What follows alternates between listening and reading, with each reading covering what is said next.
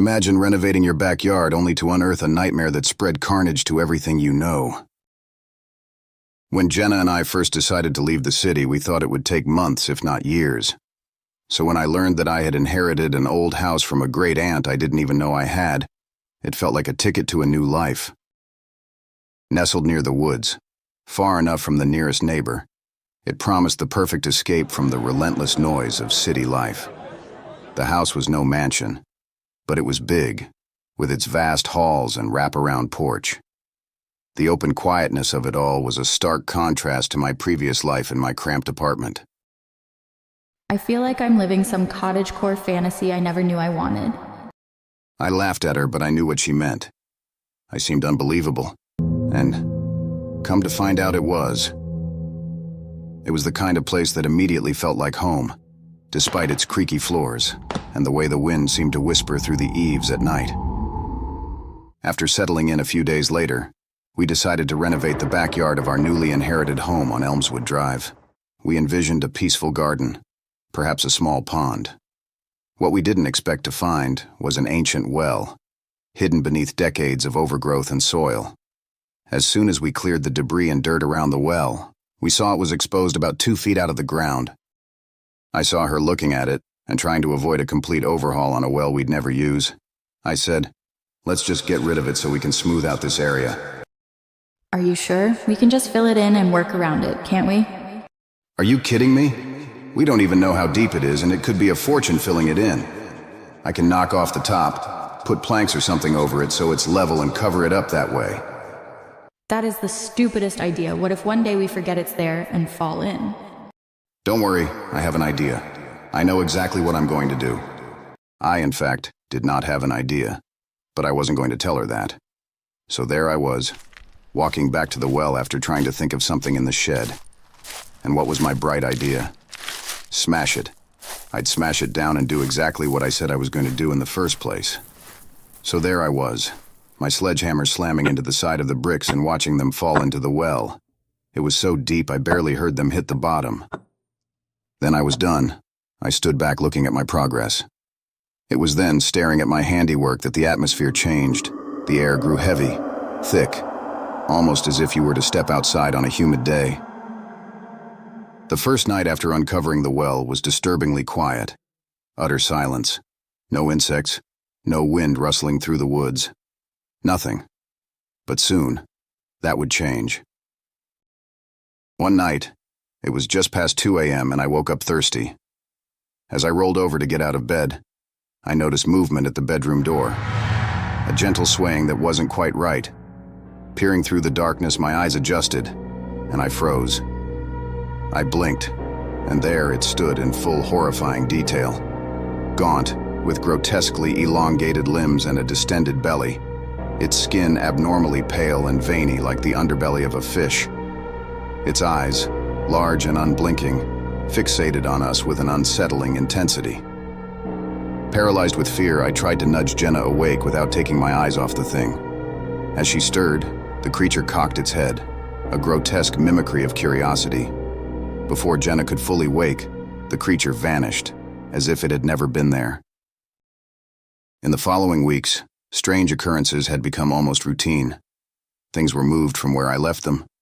Cold spots appeared randomly, and some nights, I would wake up feeling an eerie sensation as if hands were pulling at my feet.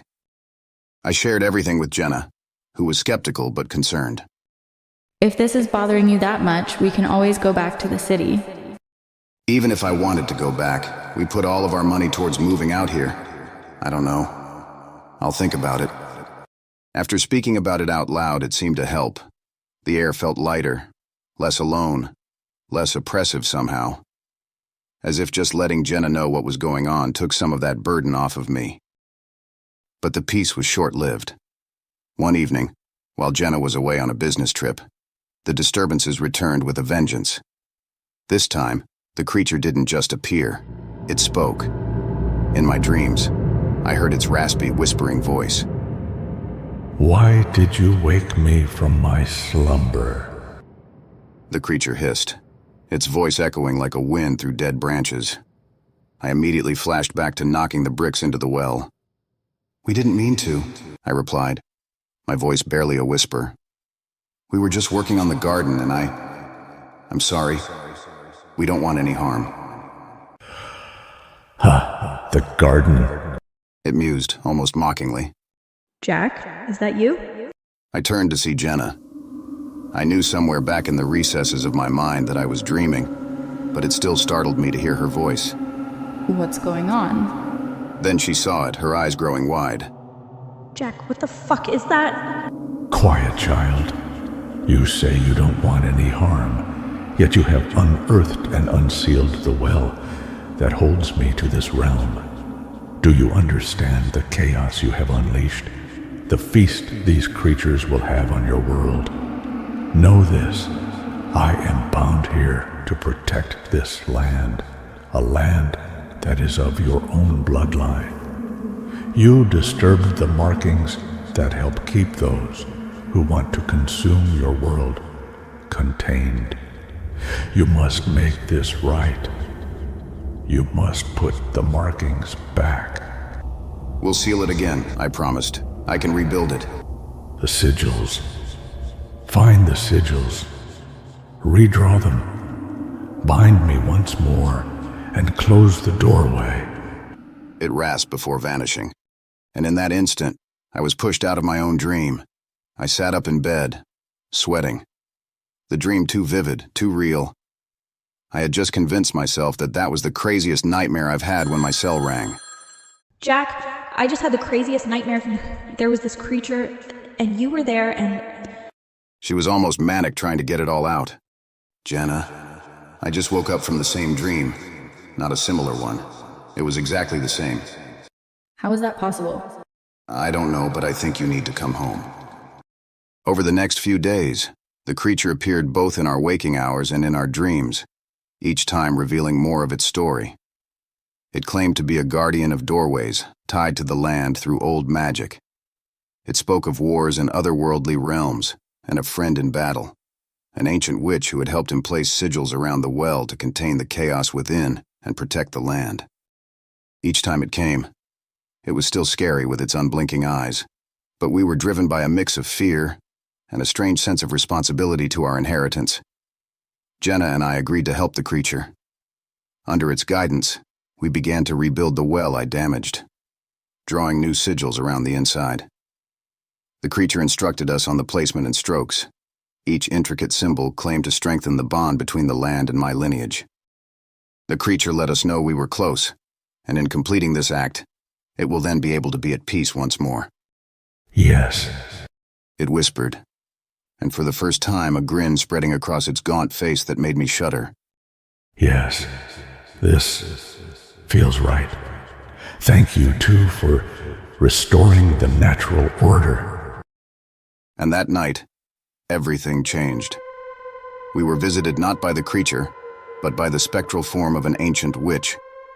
Her appearance was grave, her voice urgent. You have been deceived. The sigils you have drawn do not bind him. They release him. I bound him to that well centuries ago to prevent the destruction and carnage he once brought upon this land. He is no guardian. He is a curse. Horrified, we raced to the well, but it was too late. An explosion of dark energy had erupted from the well, leaving a gaping hole in the earth. The creature was free, its malevolent presence palpable as it roamed our land.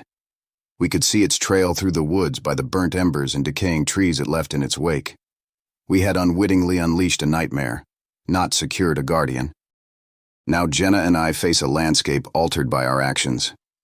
The creature, freed from its ancient prison, roams our lands. We see. Shadows move with sinister intent. Animals flee in terror. But the worst are the screams. Deep in the woods, every night, we hear screams of agony that grow in intensity, and just as suddenly, are cut off. The air is thick with the stench of decay. The land around Elmswood Drive is no longer ours alone. It belongs to something ancient and malevolent. In the wake of the chaos unleashed upon Elmswood Drive, Jenna and I found ourselves in a desperate plight. The land around us was transforming into something grotesque, mirroring the malevolence of the creature that now roams free. The ancient witch, having revealed the disastrous consequences of our actions, began to play a more significant role in our lives, appearing not just in visions, but manifesting during moments of quiet desperation to guide us. She revealed that the land where our house now stood was once sacred ground, covered in dense, dark woods known for the bodies that were buried there, victims of ancient wars and darker practices. I never imagined that anyone would build here, not with the superstitions and stories surrounding these woods. She explained one night, her form flickering like a candle flame in the wind. Why didn't you appear earlier? Why not give us a warning then so we wouldn't be in this mess in the first place? I couldn't. I was using my last vestiges of energy holding the spell that bound the creature. He would have not been able to hurt anyone. He was a shadow, still unable to pass through my magic. He projected his consciousness out to you, and you let him trick you. You see, the only way I was able to banish him was to offer my life to strengthen the spell. I did this gladly. I had watched him rip the people I love apart, with his claws and teeth, not to eat, but for the sheer carnage of it all, for the pain he could feed off of.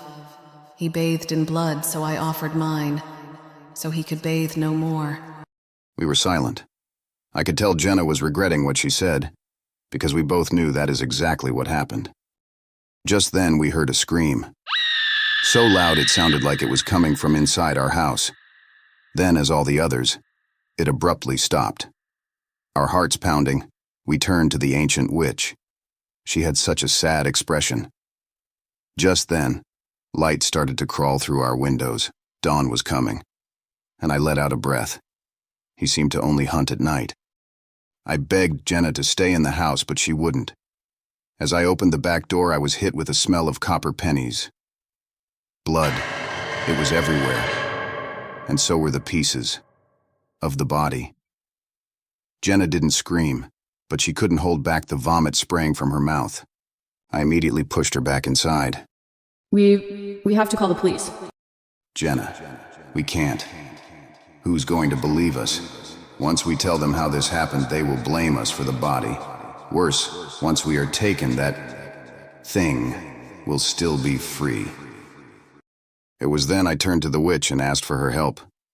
Asked what I needed to do to end this. The creature is tied to the land, and so the land must be where it is bound. But the binding will require a sacrifice. Something, or someone of my lineage must complete the ritual, and it will come at a great cost. As she said these words, my brain was working out this problem in the back of my head. Somehow I knew I was linked to her in some way. I could feel, or maybe sense is a better word, that there was something that connected our paths. What cost? She asked, her voice barely above a whisper. The witch turned and looked at us, her eyes softening towards Jenna. Then she set her gaze towards me. Centuries ago, I gave my life to seal the well, to keep the creature from spreading its darkness. The well is destroyed, but the creature can still be bound to the great oak in the center of the woods. It was sprouted from long ago magic. It was there before the creature, so strong and resilient. It was then she touched my arm, and I was thrown back to a scene of pure menace.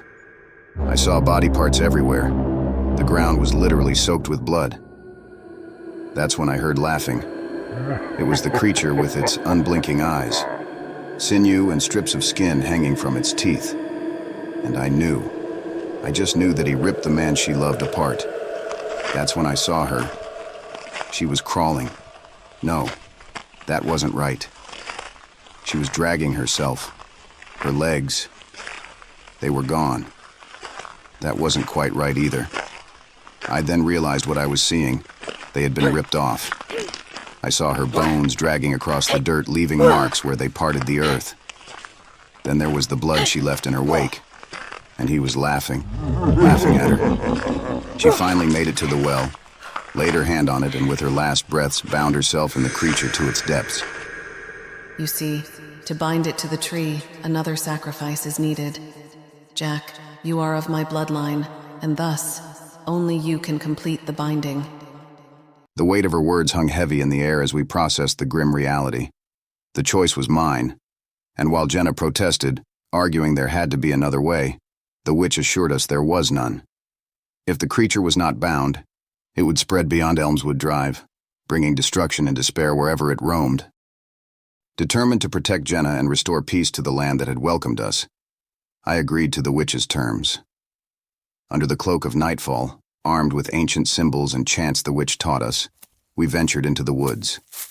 The darkness felt alive, watching, as if the shadows themselves were creatures whispering secrets of the old world. The tension in the air was palpable as Jenna and I followed the ancient witch into the dark heart of the woods. With each step, the ground beneath our feet seemed to pulse with a life of its own, as if the land itself was aware of the impending battle. The witch, her form flickering like a flame in the wind, led us to the great oak. As we approached the great oak, despite why we were there, I took a second to be in awe. The tree was massive, as wide as it was tall.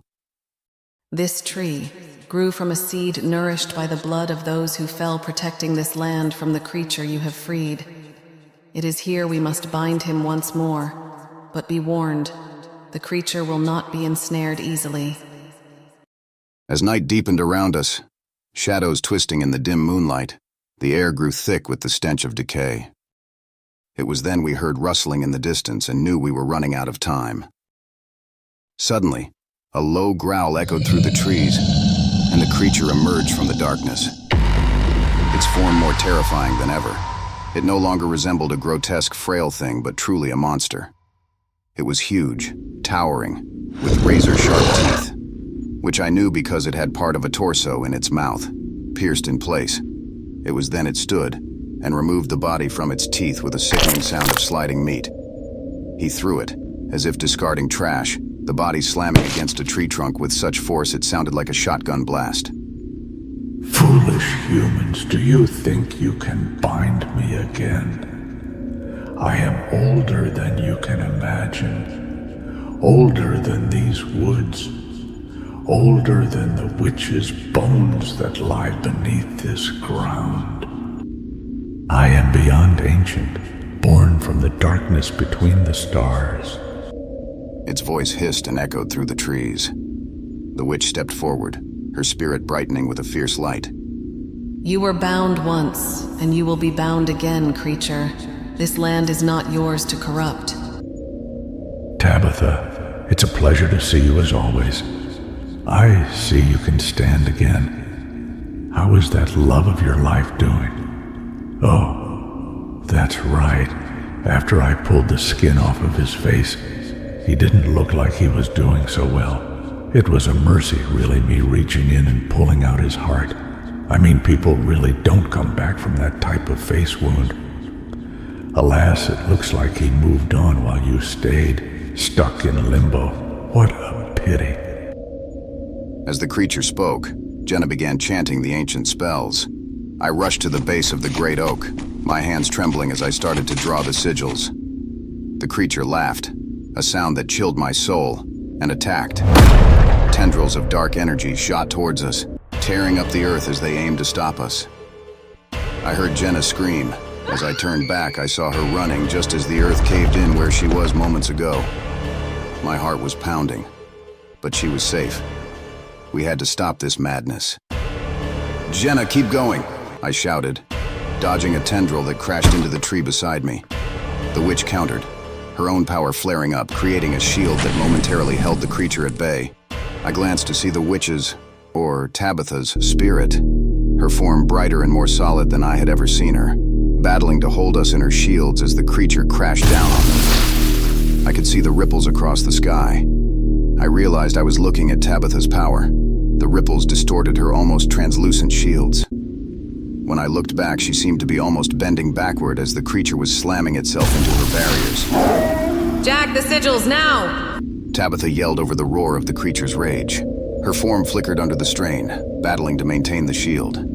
With each sigil I drew, the air around the great oak thickened, the power of the land itself seeming to rise in defense of its sanctity. The creature roared, its form becoming unstable, as if the sigils were already beginning to restrain it. You cannot bind me. I will not return to the darkness.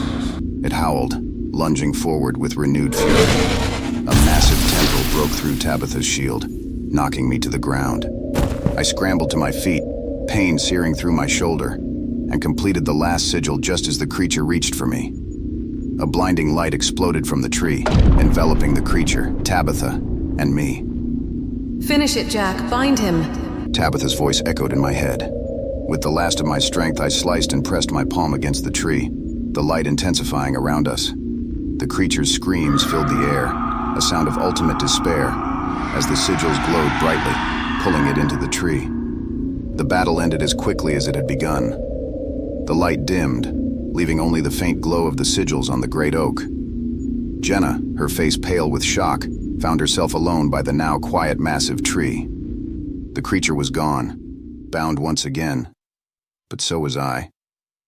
My sacrifice had sealed it away, leaving behind a tree marked with ancient sigils glowing faintly in the moonlight. I saw Tabitha's spirit appear once more, her form now serene. You have done well. The creature is bound, and the land will heal. But remember, vigilance is necessary. The sigils must not fade.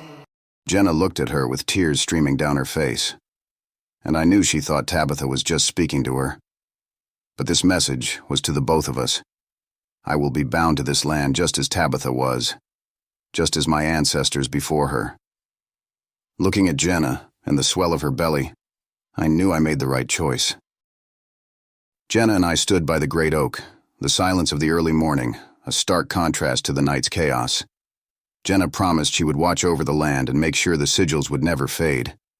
As dawn broke, Tabitha's form dissipated like mist, her final words a whisper on the wind. I will be watching over you, and I promise you will see Jack again.